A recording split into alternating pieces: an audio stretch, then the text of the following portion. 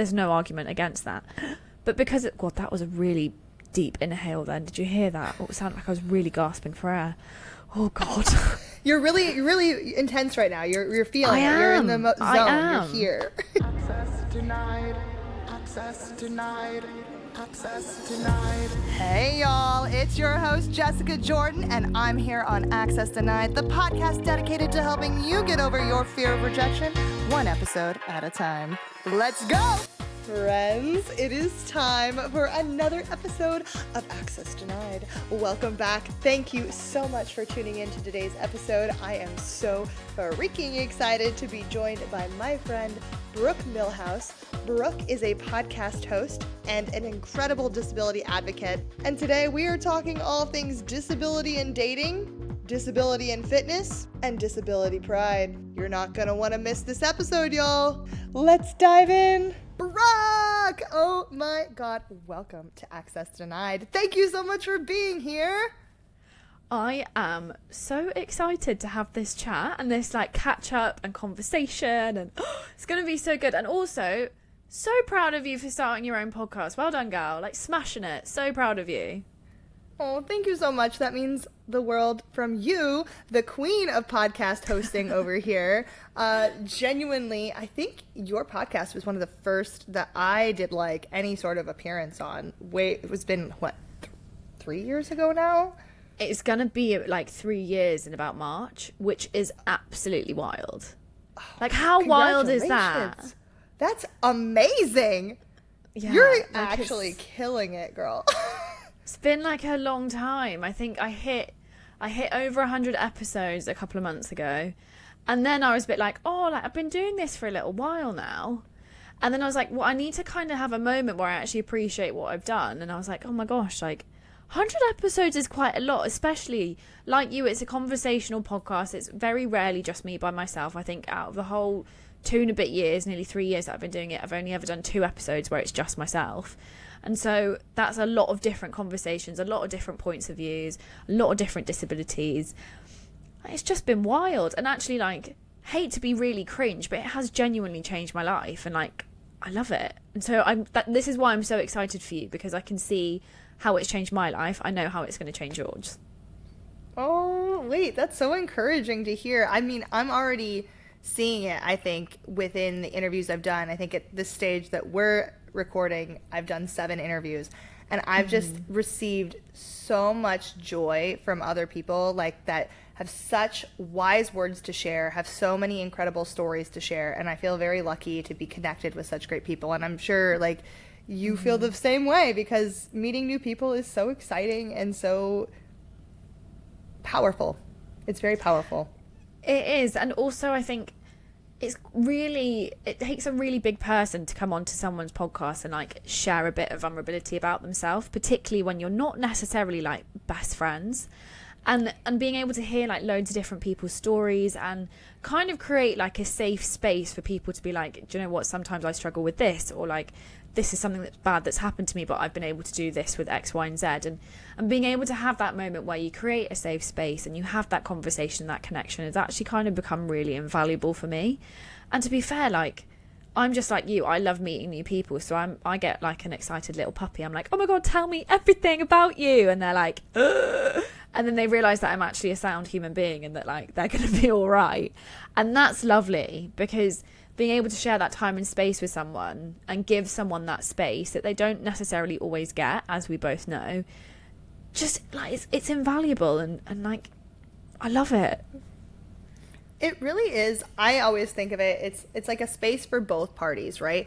Like us, the interviewers, like can hear and learn and really empathize and create community around these stories. But I think also the people that are being vulnerable and opening up and sharing their stories, to your point, it may be one of the first times that they've done that in any capacity. And I think it can be really helpful and therapeutic for them as well. And it's a really healing way. I'm a big believer in the power of storytelling and the power of like community. And I think that's what podcasting is. It's kind of a really intense, it's a really intense deep dive into what that can look like.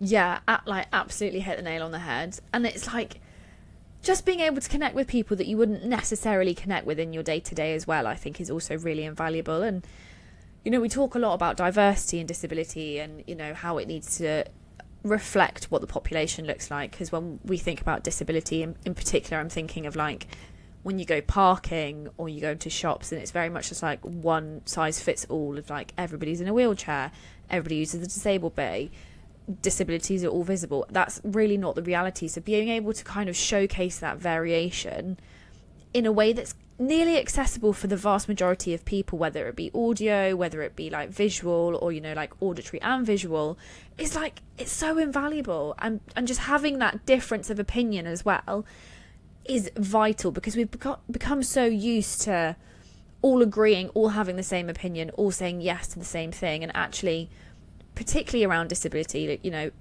you can have different opinions to other people. And I think as a society we've really forgotten that, because, you know, we put disabled people all in one corner and it's very much like you all have the same opinion about one thing, and actually that's not right. Like, we all have difference of opinion, and actually disabled people have different opinions that also integrate their own disability, their own experiences that other disabled people aren't going to have. And we don't really actually take into the fact how nuanced disability is. And so being able to share that with other people means that I learn, you learn, we all learn, and actually society grows better for it. And that's exciting. Like, well, in my eyes it's exciting. For somebody else it might be the most boring thing in the world, but like, I love it. No, that is exciting, because to your point, it's very educational. That is how the world learns. I don't believe in boring education. I don't think anybody actually learns through boring means. And I don't believe in aggressive education where people are like, you have to do this, blah, blah, blah.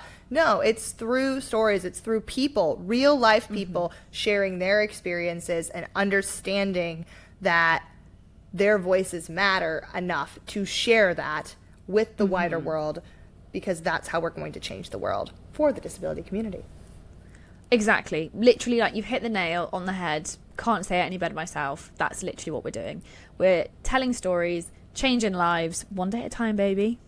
One day at a time. And I said the disability community, but it's not just the disability community. It's just people in general. It's issues across the board, across minority communities, across every community, no matter where you come from, what your background is, what you look like, what you do. It's just how we connect as human beings, which is really powerful. And speaking of connecting, help my audience learn a little bit more about who you are. Introduce yourself. What do you do? Who are you?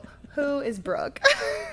Oh my God, it's the most loaded question, isn't it? When someone's like, explain who you are and introduce yourself. And you're like, hi, I'm Brooke. Actually, like, funnily enough, I'm Brooke. I am the creator and host of the Disabled and Proud podcast. And I'm also an adaptive athlete. So I compete adaptive CrossFit, which I absolutely love. And I also just do loads of little random bits and bobs around the disabled community. And like, I'm the person that knows everyone. I think I'm that person now, because I've been doing my podcast for so long. I kind of know everybody in like every little pocket and every little sphere, which is lovely. But I'm very much like someone who's in the disabled space, particularly in the UK. And I just facilitate conversations between disabled people and love to share stories, and that's who I am. And I think that's probably who I'm always going to be and who I always have been. So welcome to my life. That was so precious and so cute and so like true to you. I feel like you really are the facilitator of stories. And I also think that that's how you and I connected, correct? Was through your podcast. Didn't you reach out to me? And that's like how we first got introduced. And I'm so glad that you did, because now you're one of my dearest friends from the UK. And I'm so grateful for that.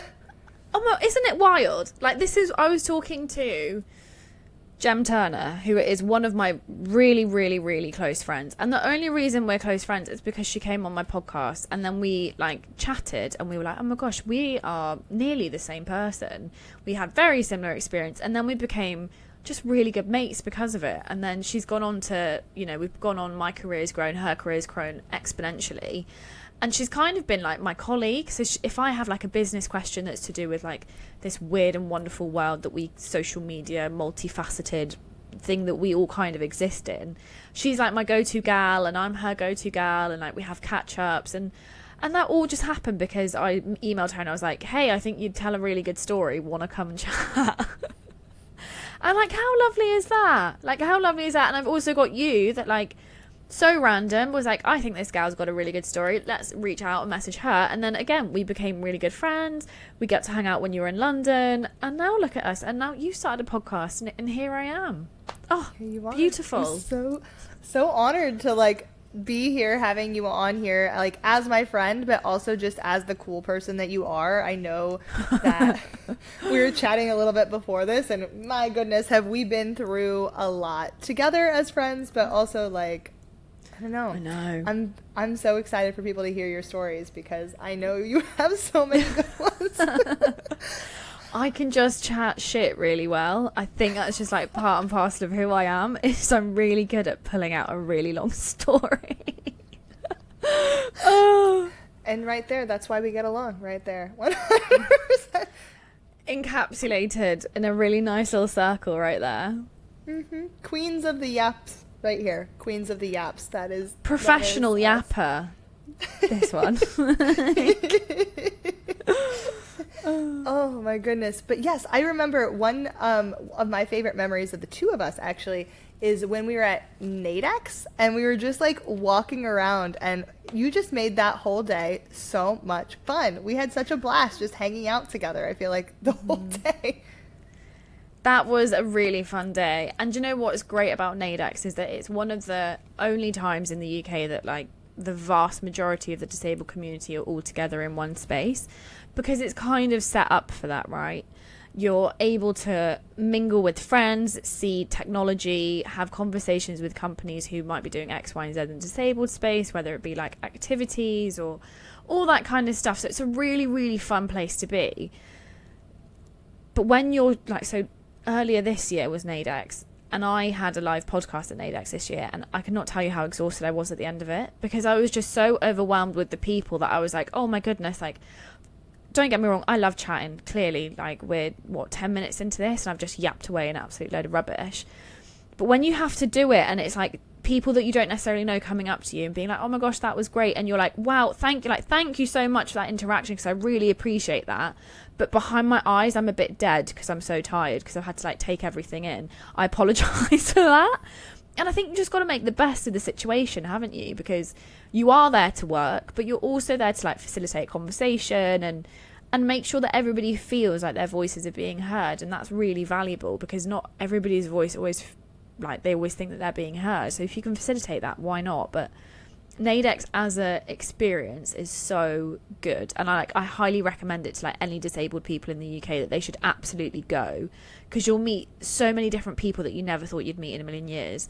And don't be afraid to like talk to random people, because at the end of the day, like, they probably want to have that conversation with you as well, just nobody knows where to start. So if you just ask them about their shoes, their hair, glasses, amazing, you're in. Have a chat.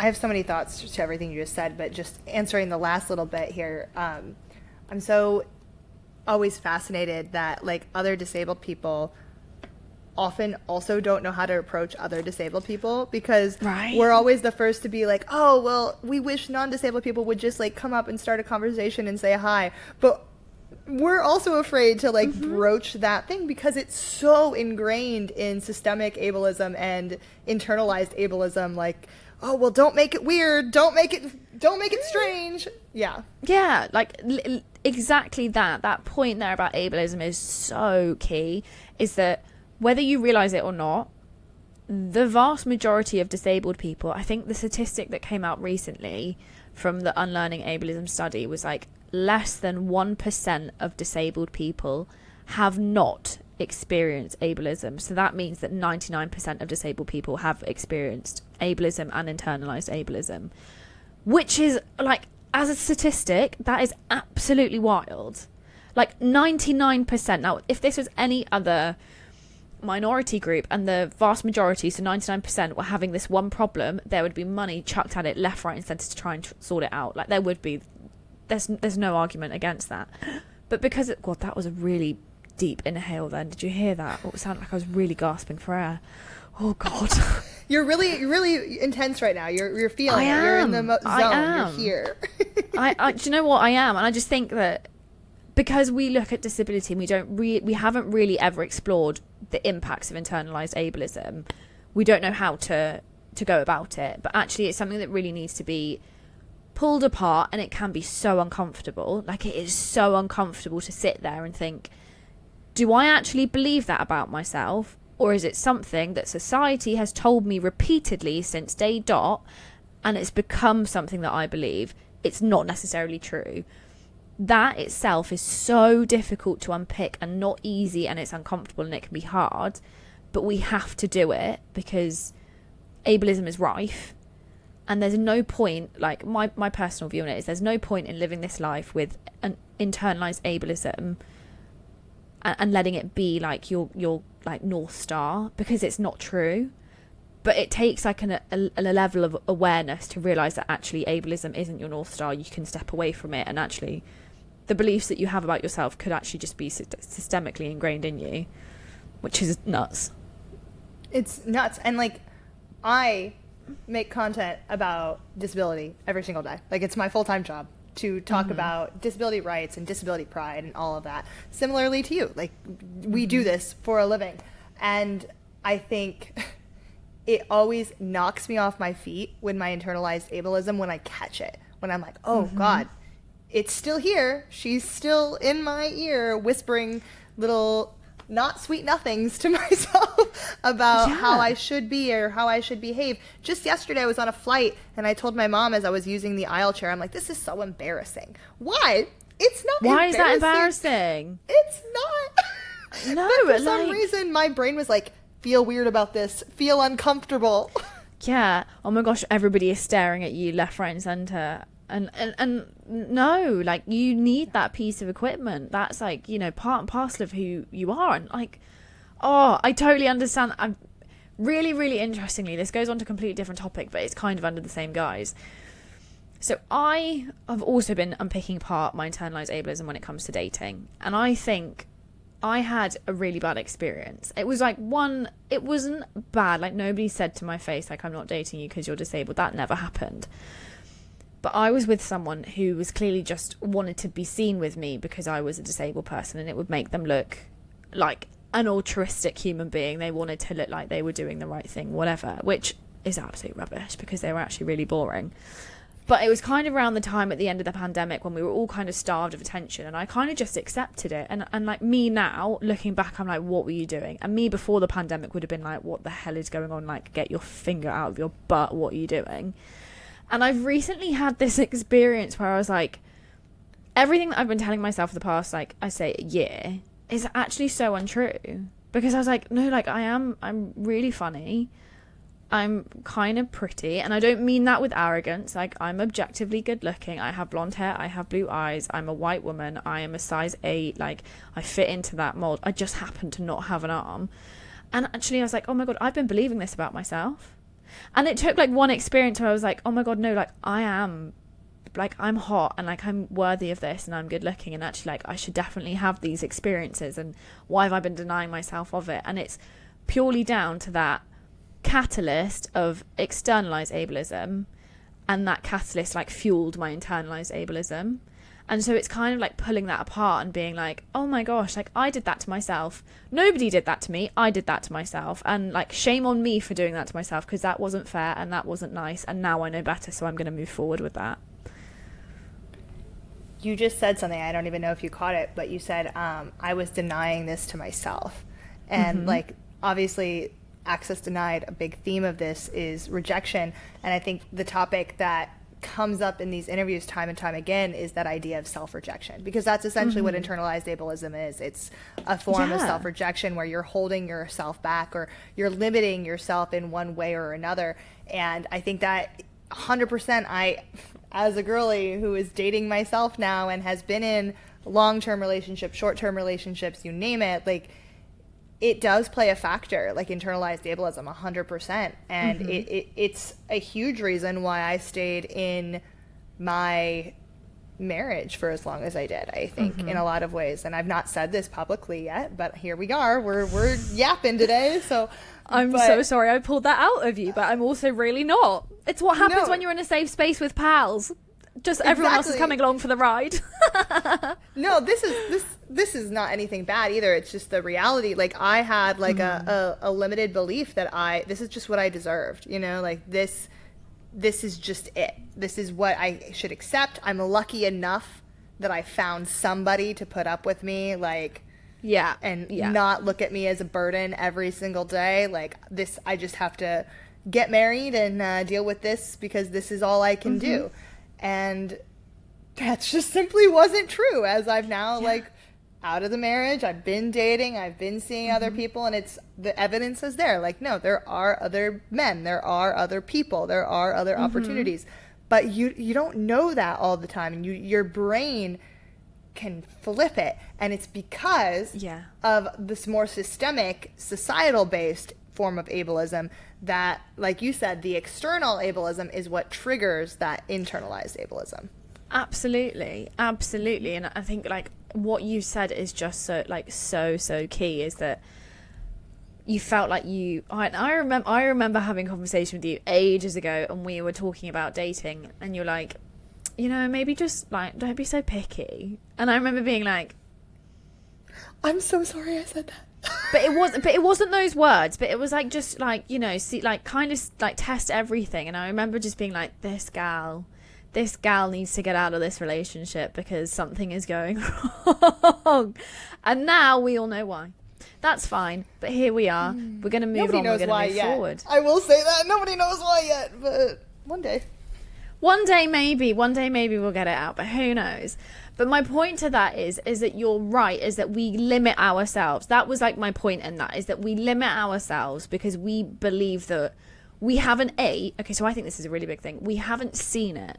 So when we think about film, TV and media, we have never seen, realistically, disabled people who are in roles of like romance. That has never been a thing that we have seen. So no wonder as disabled women, we can find it quite difficult because we don't see it.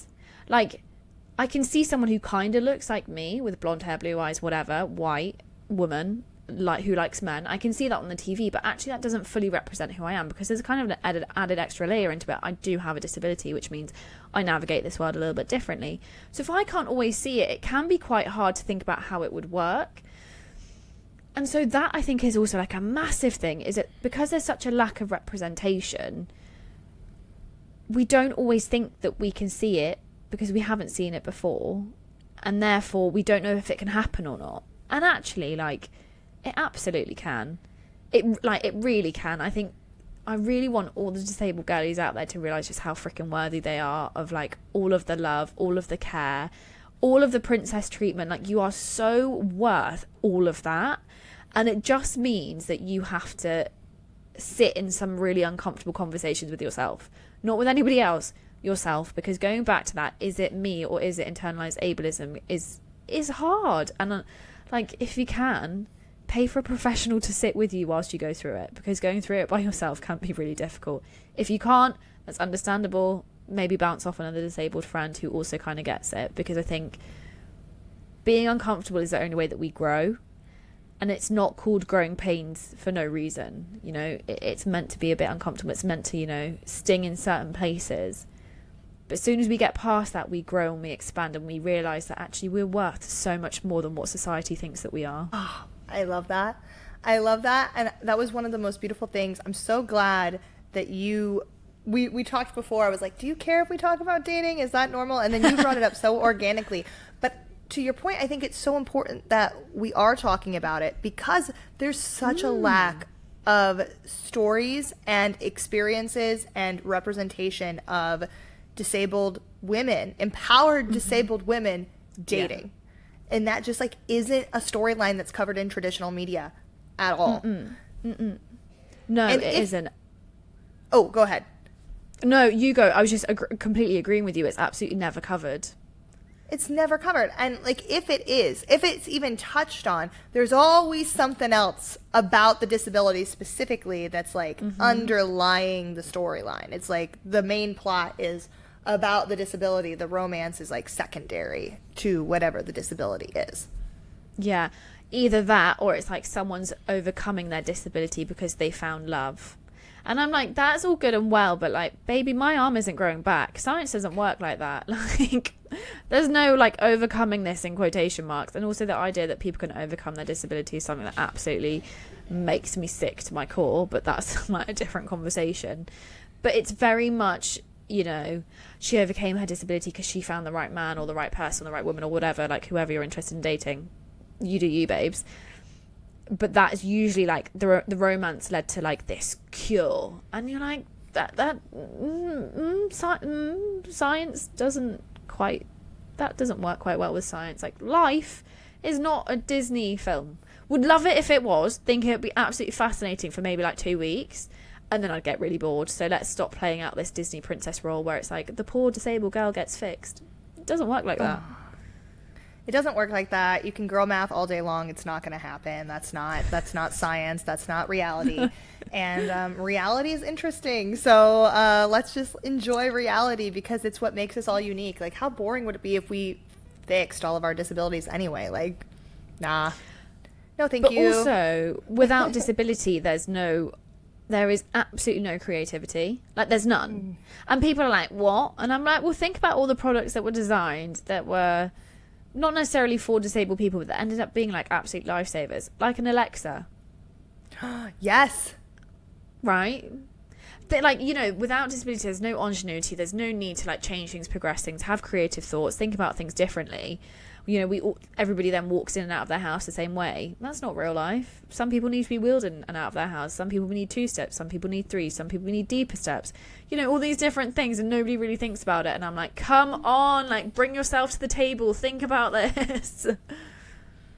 And like value it, because it is valuable. I think we talk about like the purple pound a lot. I know you and I have had conversations about that, but like there's also other value in disability, to your point, like creativity and the what's the word that I'm looking for? It's like future thinking, like very much like future projection. Yes. Like being able to like look into the future and realize that a product is going to be good for not only like one type of person, but like an entire community of people as well. 100%. And that's universal design, baby. That's a beautiful thing we love to see. But love you. Big hearts. I can only do half a heart, but so can I. So we can make a whole. It's fine. Wait. I know. How do you do it? I do it like that. Like, oh, you do it like that? Okay. It's because we both have the same hand. Like, this is why. One-handed girl problems. It's so fine. It's so normal. And it is. And though. That's the point. Yeah, That's the point of the whole conversation. Mm-hmm. Also, getting back to dating for a second, I just want to publicly say to you, to anybody listening, to myself, be picky as hell. Be picky as hell. Have all the standards. Please, please, please, please. Be picky as hell. That's my lesson. Have the standards. I think that's such an important thing to say, because I think something that you said, coming back to something that you said about your marriage, and you kind of just accepted that someone loved you as you were, and that was like, you know, that you that really like classic cringy, like, what was it, Wallpaper Flowers, you know, that book, what is it, The Perks of Being a Wallflower? I knew it was somewhere in there.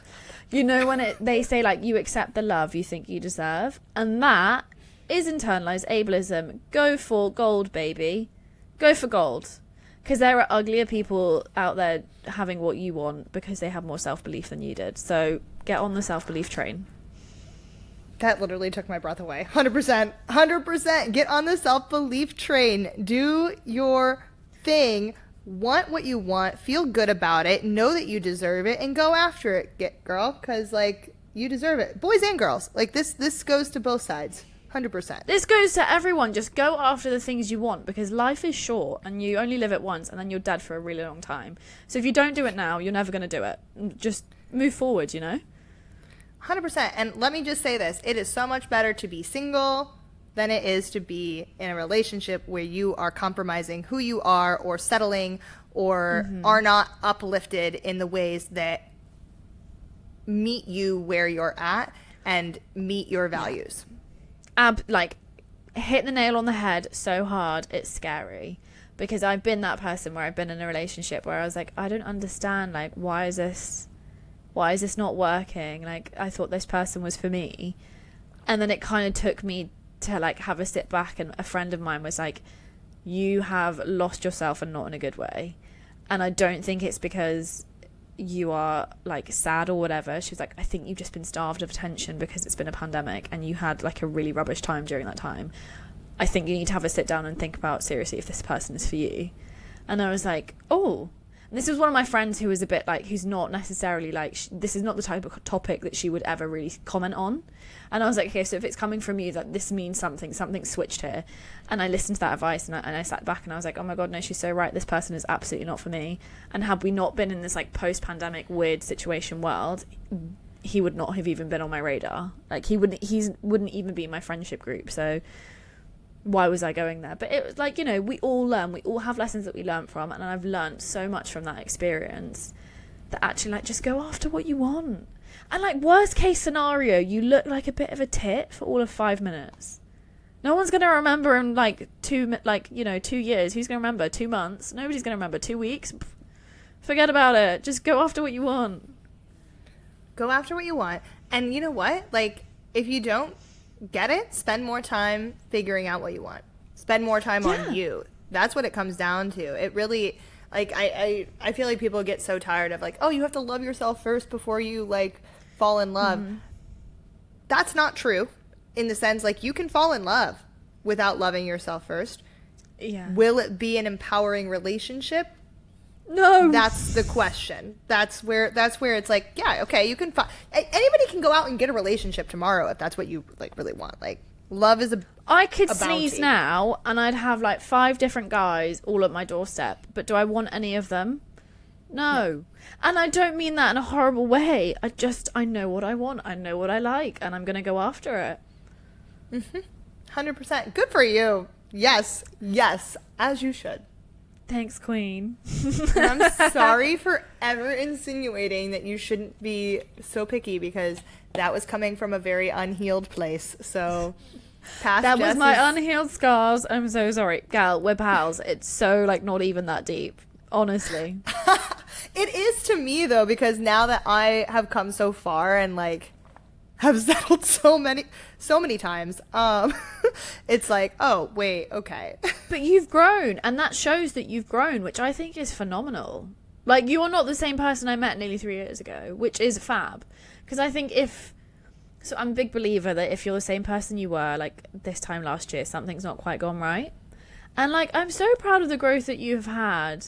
You're so into empowering people and, like, making sure disabled girlies get what they want and go after it, and disabled guys as well, and, you know, making sure that everybody feels like they can go after it. How important is that? And you've done that because you've grown, and you took a really scary leap, and you did that. So well done, you gal. Don't apologise to me. I'm your friend. I'll always be here, which is kind of unfortunate for me. No, I'm joking. Love you. No, that means so much. You have seen me at several different life stages. I mean, I'm pretty sure on your podcast I talked about, like, things that aren't even happening in my life anymore. I mean, not even just the marriage, just so many different aspects of things have changed. And I'm so glad. I love that idea of, if you're the same person you were a year ago, something's not gone right. I fully believe that. I feel like even if it's just a small little change, like, growth is a part of the human condition. It's just something that is normal. Change is normal, and it's not something. So many people are afraid of change, and I'm like, no. If you're not changing, you're too comfortable.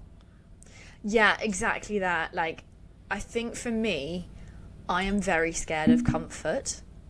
Like, I'm scared. Like, I am someone who always wants to be pushing myself, and that's probably why I like CrossFit so much, right? Because it kind of is about pushing yourself to the nth degree.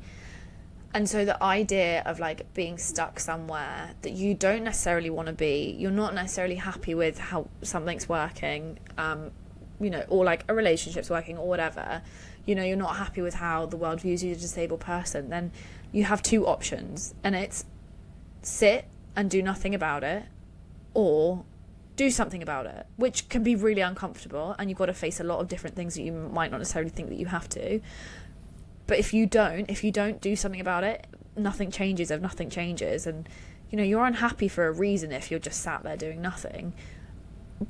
That could just be me. I just really like pushing myself and going after things. It's something that I get like a massive amount of dopamine from. Other people might not have that, and that's absolutely fine, but I think there's really some value in being able to push yourself to the point where you're like, I didn't think I was going to be able to do it, and now I have. That for me is like, it sparks something, like it sparks like a fire inside of me, and I'm like, yeah, like, let's go. Keep going. You and I were talking before we started recording about like neither of us likes to be bored, and that is like what comes to mind with this, because if you're boredom is a form of comfort, right? It's a form of just being like, and we're not talking about rest. I think it's important to like take time to invest in you and revitalizing your energy, your physical like health, your mental health, whatever you need to do. Rest is not the same as boredom. But when you're bored, there's always something that you could be learning or doing or advocating for or just experiencing. I think there's so many different ways to do what you're talking about, and I think it's so important, every single aspect of it. And I love that you brought that up, because so like I feel like people are just often, that's like a form of rejection too, isn't it? It's like just allowing yourself to get so comfortable that you're not willing to push yourself, you're not willing to get out of your comfort zone, because like, oh well, what if it's hard, or what if I'm not proficient at this new thing like immediately, or what if I don't like it? Okay, well then stop and find something else. Like there's so many different things that we tell ourselves not to take those steps, and it's so important to just leap sometimes and just go after it. There's this really gorgeous picture by, I think it's by Yves Klein. It is, and it's called like Jump Into the Void. I think that's the picture. I think that's what it's called. I can't quite remember, but essentially it's Yves Klein. He's jumping off a wall, what looks like into concrete. So it's like super old painting. It's from like the 1960s or something, and he is jumping off a concrete wall in Paris, I think, into what looks like just a road, and it's called like Jump Into the Void, something like that. What a lot of people don't know about that picture itself is that he was actually jumping into the hands of his friends. He just photoshopped them out. And like this idea that we do have to like jump and leap to progress forward, absolutely true, but also at the same time make sure you do have like a bit of a community behind you, whether that be friends, family, or someone who's going to be in your corner when you do it, because it can be scary. And like that could be one person that you could sit down with and be like, hey, I'm going to try this thing and I'm a bit nervous. Will you hold my hand if I need you to? Not like I need you to push me, but like, could you be there if I need you to be? Invaluable, absolutely invaluable to have that person, or, you know, your system or your comfort blanket or whatever. But like, do push yourself, because he got like a phenomenal picture out of it, and it's a really well-known photograph, and it's one of the most gorgeous things I've ever seen. That is amazing. I'm 100% going to like look that up after this conversation and put it hopefully in the video here so everybody can see it, because that, I love that it's a perspective shift, isn't it? It's like, oh, well, you can't see it, and because you're like limiting yourself to only seeing this angle or like the Photoshop version or whatever that you mimic or imagine in your head, like, oh, it's going to be this. But actually, no, it could be really wonderful. It could be really bonding. It can be really powerful and helpful in your life. I love that. That's such great imagery. One thing that I know you mentioned within all of this is the use of CrossFit for you as like a method of kind of embracing this like welcoming community, and like also just like doing things that like push you and all of that. So I would love for you to tell me more about that journey as an athletic disabled girly. Do you know what? I think it's fascinating whenever I talk about how much I really enjoy fitness, because 9 times out of 10 I'm like, people ask me, when are you going to the Paralympics? And I'm like, you need to hold up a second and realize that not all disabled people who are sporty want to be Paralympians. gonna put it out there, absolutely, what they do on their track, their field, whatever their event is, incredible work, incredible effort. I just love sports. Like, I'm a sports girly. I love watching sports. I love chatting about sports. I love participating in any type of fitness type thing, just because I just enjoy it, and it puts me in a place where I can really push past my own beliefs, my own boundaries about myself.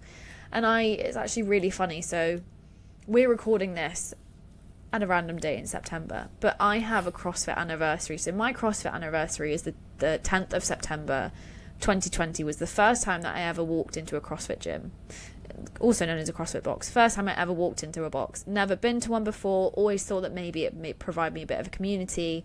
Looked really good because I was getting really bored just going to the gym, and I needed to fill a void from...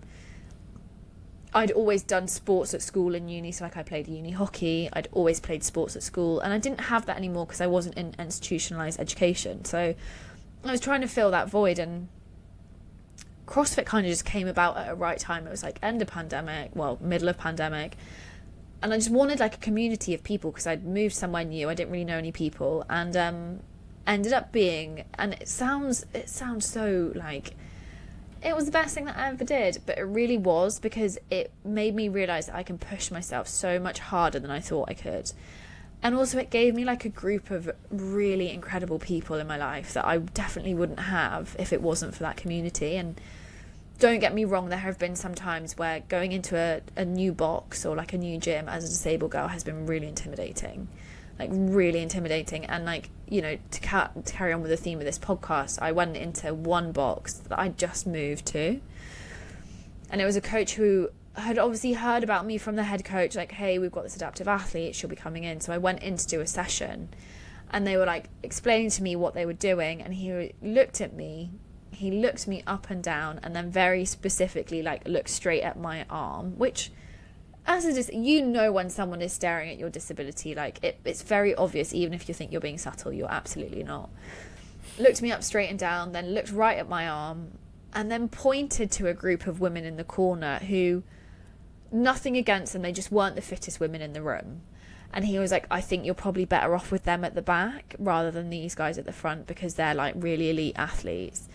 And like, the hilarious thing is that I'm now really good friends with those girls that were at the front, like that group of people who were at the front. I'm really good mates with them. But this was like one of the first times I'd been into that box, and I was so taken aback at that point in time, because he just fully judged my ability on what he saw. He'd never seen me train. He'd never done anything with me. Like, we'd never worked together.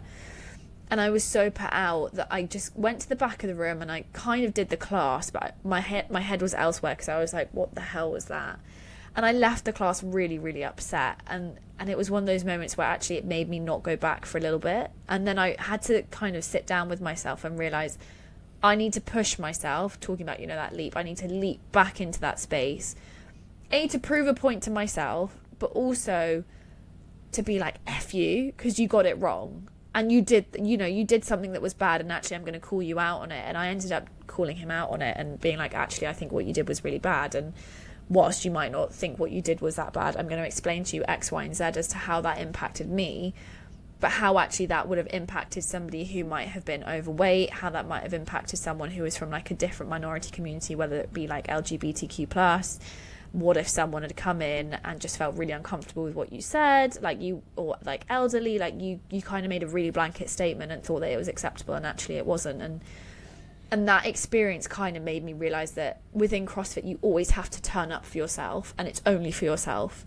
It's not for anyone else. It's not for your gym. It's not for the gym owner. It's not for the people around you. It is for you, and you are up against yourself. And that's exactly how it should be in that space, because as soon as you get competitive with people who are like quote unquote like non-disabled, actually you could injure yourself, and that's not good. But if you're progressing, and if you know you're progressing in your disabled body, then you're smashing it. You're doing an incredible job. Wow, there's so much here. Excuse me. I first of all want to commend you for how you handled the situation, and the fact that you addressed it with this like person at the CrossFit like group. Or was it the instructor, or was it... He was like the coach who was running the session at a gym that I went to. And so like, okay, he was the like head coach on that day. He didn't own it or anything like that. He was just someone who was employed by them to like take over a couple of classes a week. Well, I really think that it's so empowering to be able to go to somebody respectfully, and I know you, and I know you would have done it respectfully, but also with like a mission. You had a purpose, and you went there and like said, hey, no, what you did was not cool. What you did was not okay. And you shouldn't have had to do that, because I don't think that anybody should just like be expected to educate or be expected to advocate. But the fact that you were able to do that after like such an off-putting experience, and that's not even a strong enough word, but like such a ableist experience is honestly like so commendable. I also would love to hear more about how you went from being like upset, taking a step back from CrossFit, to being like, okay, no, I need to leap. I need to do this for me. And like, how did you recenter yourself in that experience? I honestly let myself be upset about it. I'm not great at like being sad. So I really, which that like nobody's great at being sad, right? But there are some people who like kind of thrive in that space, and I am just not one of them. And like I joke to all of my friends that like my natural state, you know that, you know when a champagne bottle fizzes and it's like all fizzy and it's in the glass and it's like, ooh, that's like my natural state. And so if I'm not like that, something's kind of off. Like I'm either too tired, I've not eaten, something isn't great. But I kind of just allowed myself to sit with it and be like, okay, why has this upset you? And is it upset you because it's a genuine reflection of you? Or has it upset you because it's a societal reflection of you that has been put through somebody else's eyes? And if that's the case, how do we move forward from that? If it's a genuine thing about you, how do we move forward and ensure that this doesn't happen again? Or if it's a systemic thing, how can you address this in a way that feels authentic to myself, but also kind of teaches in a way that's respectful, but gets my point across? Because actually, like, I was quite upset about it.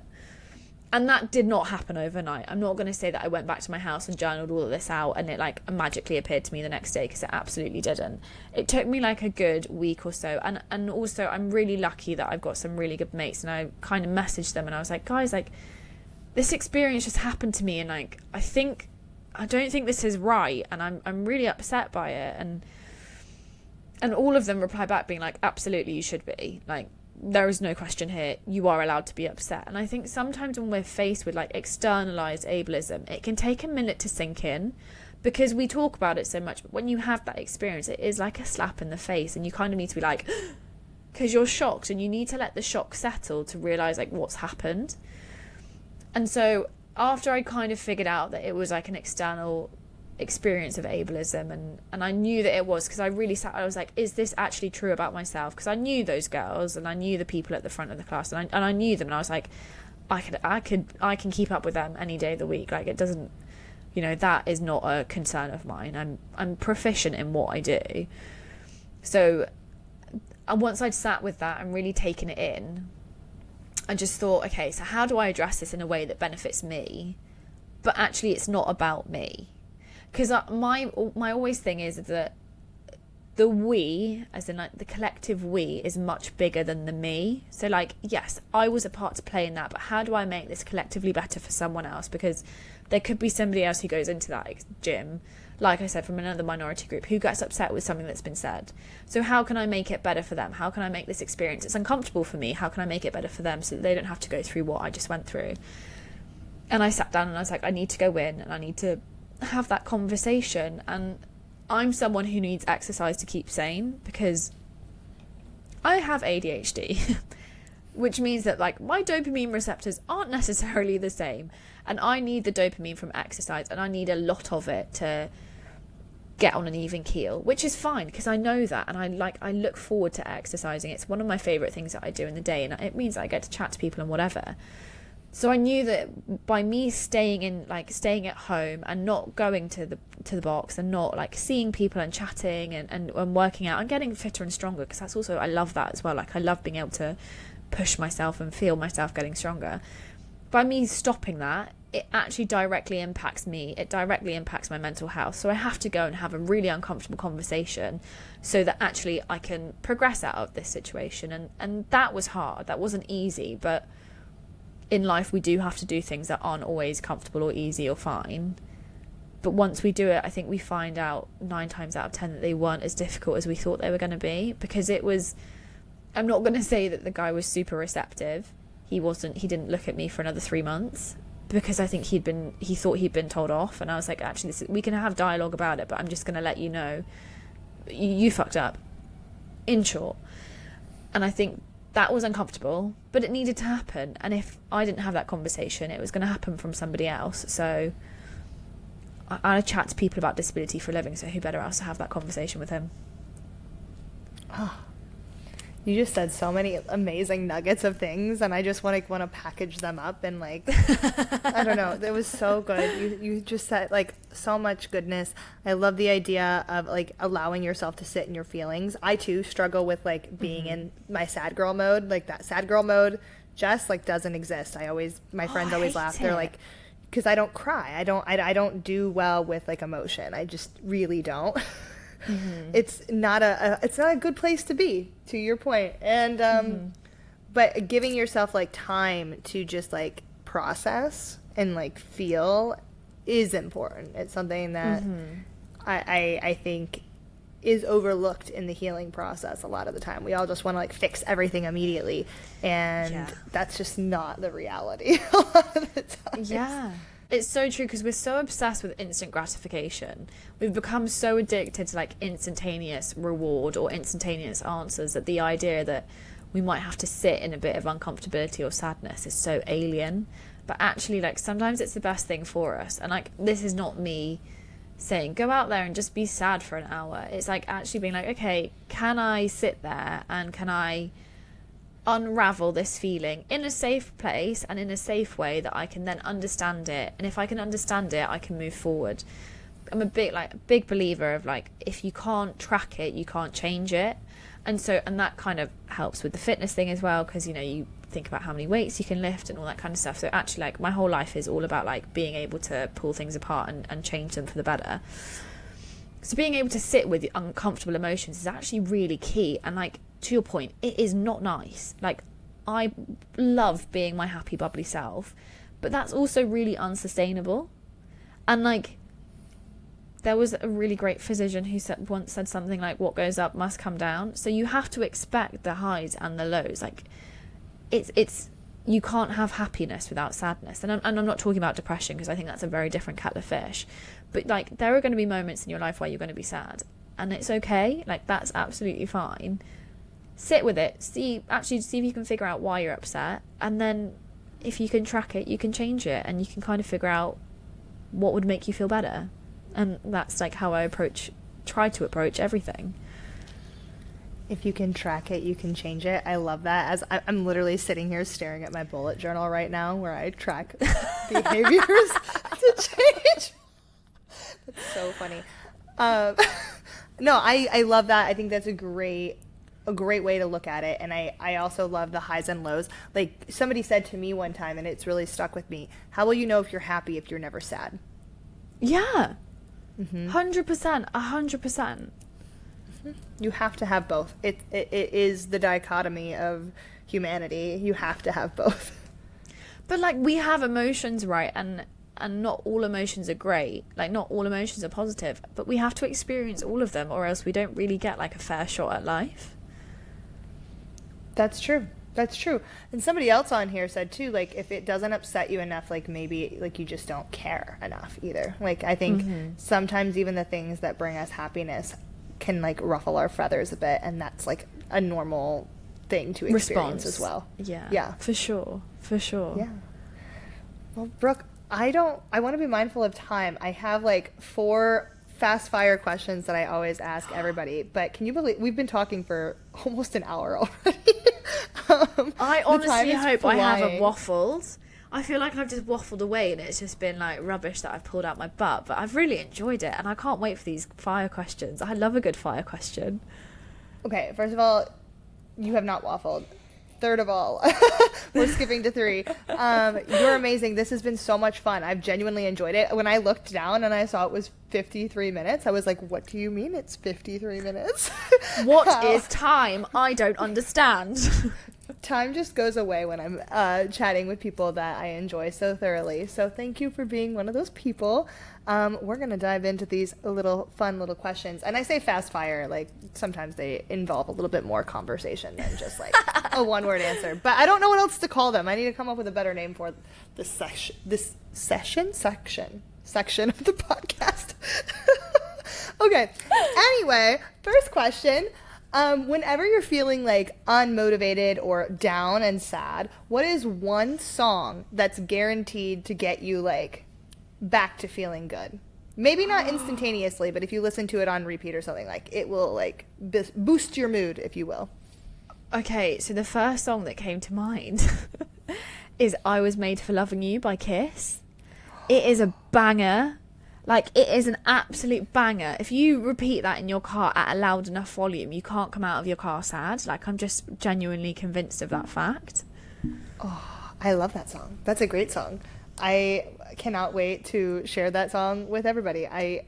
What I'm doing with this question in particular, I'm going to make a playlist at the end of the season of all of these songs. So I also have another one that I have to mention. Okay, so it's quite a British song.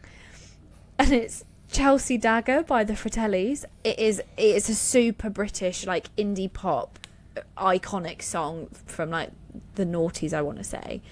But there is no way that you can go to a party and not hear that song and be absolutely elated after you've heard it.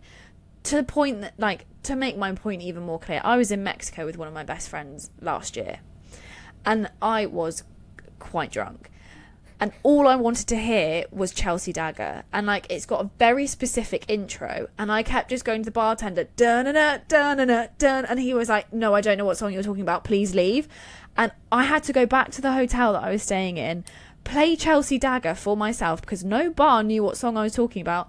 Play it, had like a 3-minute moment and come back out because I was so desperate to hear it. That and I Was Made for Loving You by Kiss are like my 2 go-to songs any time of the week. Love them both.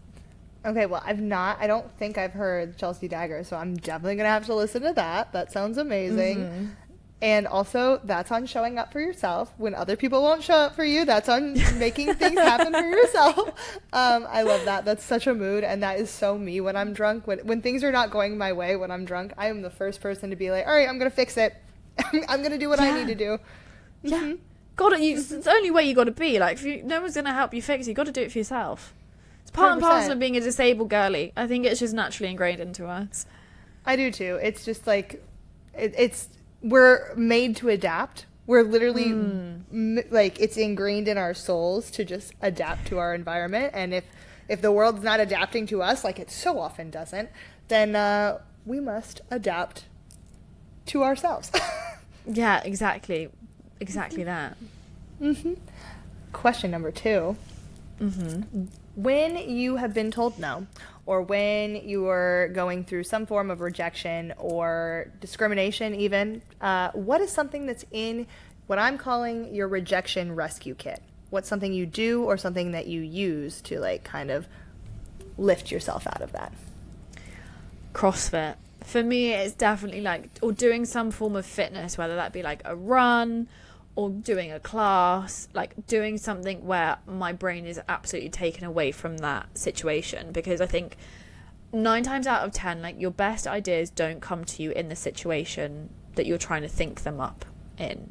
So like, you know, when you have like meetings or like you're sat in a meeting office and, you know, you never get actually good ideas out of a meeting. Shock horror.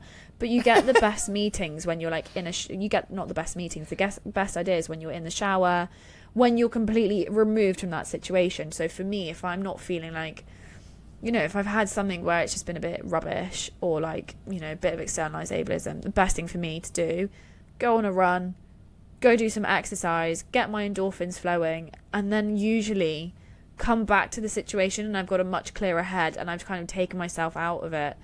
And I can look at it with fresh eyes and be like, okay, we can find a solution here.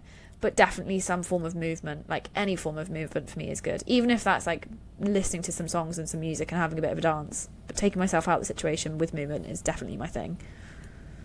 I love that. It's like engaging like a different part of your body so that you can like really just decompress. I think that's a really good one, a really key one. I am less into fitness as you are, but I think that I too have used exercise as a way to like get over things and also to spark curiosity again. I think when things have felt very low many different times of life. So I love that. That's great. That's great advice. Final question. What is some advice that you would give to all the listeners out there who may be going through it, who may be struggling? What's like the last words of wisdom that you want to kind of leave them with as we close out this episode? I would say just go after whatever it is that you want.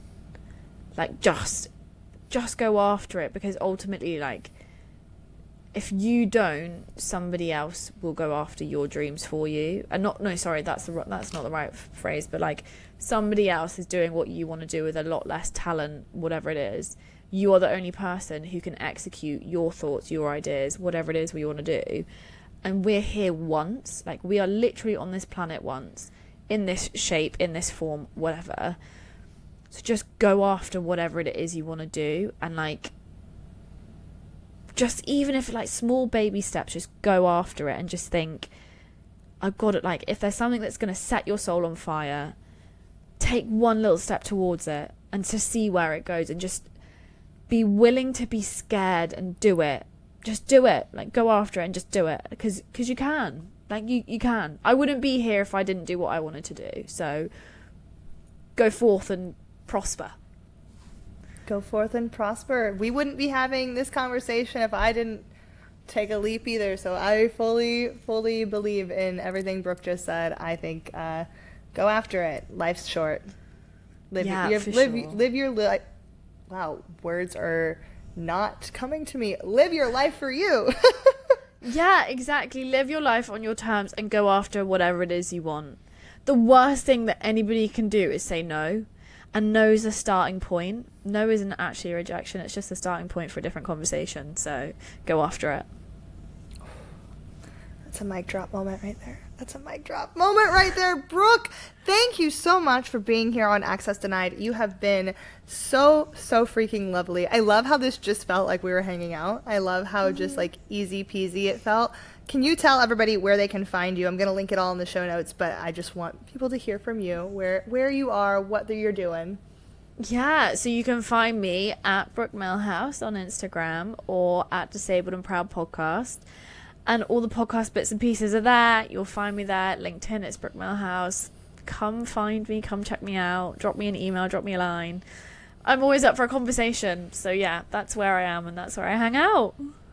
Y'all definitely need to go check out Brooke. She is amazing. And if you liked her fiery energy here on Access Denied, you're going to love her on Disabled and Proud. She has such incredible guests and she's having such important conversations. If you want to learn more about the disability community, if you want to be an ally to the disability community, or if you yourself are in the disability community and want some community, her podcast is a great place to start. So, Brooke, thank you for all the work you're doing. Thank you for being here, and thank you for being such a joy as always. I miss you dearly. Thank you for this conversation.